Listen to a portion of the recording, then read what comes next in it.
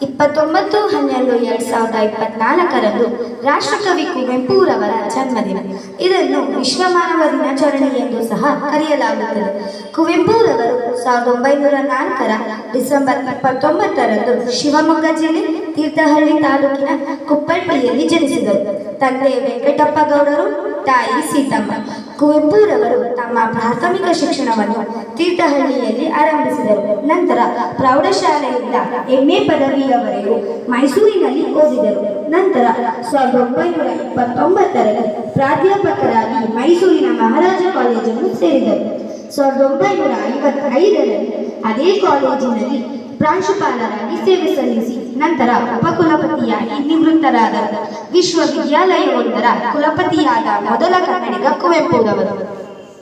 ಕುವೆಂಪುರವರ ಚಿಂತನೆ ಅವರ ಕೊನೆಯ ವರ್ಷದಲ್ಲಿ ದ್ವೇಷ, ಭಾಷೆ, ಜಾತಿ, ಮತ, ಸಿದ್ಧಾಂತಗಳ ಹಾಗೂ ತಮಗೆ ಅತ್ಯಂತ ಪ್ರಿಯವಾದ ಸಾಹಿತ್ಯದ ಮೇರೆಯನ್ನು ದಾಟಿತು. ವಿಶ್ವ ದೃಷ್ಟಿಯನ್ನು ಹೊಂದಿತು. ಅದರ ಫಲವೇ ವಿಶ್ವ ಮಾನವ ಸಂದೇಶ.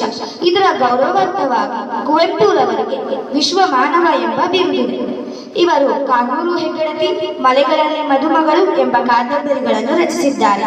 ಇವರು ಬೆರಳಿಗೆ ಕೊರಳು, ಶುದ್ರ ತಪಸ್ವಿ, ಸ್ಮಶಾನ ಕುರುಕ್ಷೇತ್ರ, ರಕ್ತಾಕ್ಷಿ, ಬಿರುಗಾಳಿ, ಯಮನ ಸೋಳು, ನನ್ನ ಗೋಪಾಲ, ವಾಲ್ಮೀಕಿಯ ಭಾಗ್ಯ, ಮಹಾರಾತ್ರಿ, ಜಲಗಾರ, ಚಂದ್ರಹಾಸ, ಬಲಿದಾನ ಮತ್ತು ಮೋಡನ ತಮ್ಮ ಎಂಬ ನಾಟಕಗಳನ್ನು ರಚಿಸಿದ್ದಾರೆ.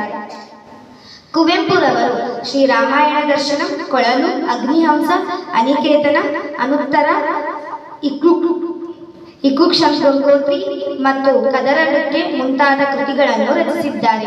ಇವರು ಬರೆದಿರುವ ಕಥಾ ಸಂಕಲನಗಳು ನನ್ನ ದೇವರು ಮತ್ತು ಇತರ ಕಥೆಗಳು. ಇವರ ವಿಮರ್ಶೆಗಳು ದ್ರೌಪದಿಯ ಶಿಂಗುಡಿ. ಕುವೆಂಪುರವರಿಗೆ 1956ರಲ್ಲಿ ಮೈಸೂರು ವಿಶ್ವವಿದ್ಯಾಲಯದ ಕುಲಪತಿಗಳಾಗಿ ನೇಮಕರಾದರು.